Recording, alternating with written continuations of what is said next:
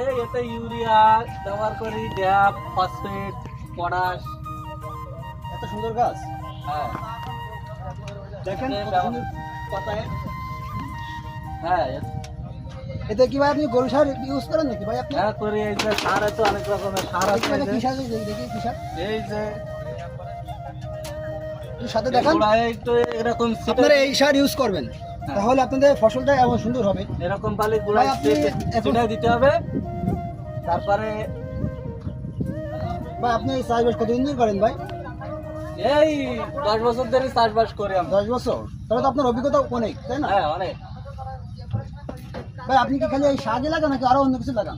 আরো অনেক রকমের তরি তরকারি লাগাই আমি। তা সবটা কি এমন ভালো হয়? হ্যাঁ ভালো হয়।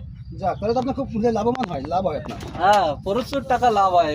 সবজি চাষ করলে প্রচুর টাকা লাভ হয়, প্রচুর টাকা আসে এতে সবজিতে। ভাই আপনার এই করতে কত টাকা খরচ হয়েছে ভাই? এই ধরেন 10-12 হাজার তো হয়েছে আমার কাছে। তা আপনার কি এতে ভরসা আছে আপনার 10-12 টাকা উঠবে এতে? হ্যাঁ ইনশাআল্লাহ ভরসা আছে। দর্শক দেখলেন তো আমার ভাই কতটা পরিশ্রমিক করে এই শাক লাগাইছে। আর আমার এই ক্ষেত না, আরো ক্ষেত আছে। আরো খেত আছে? হ্যাঁ আরো আছে। মাশাআল্লাহ, আপনারা এই ফসল চাষবাস করবেন, আপনাদের ইনশাআল্লাহ লাভ হবে।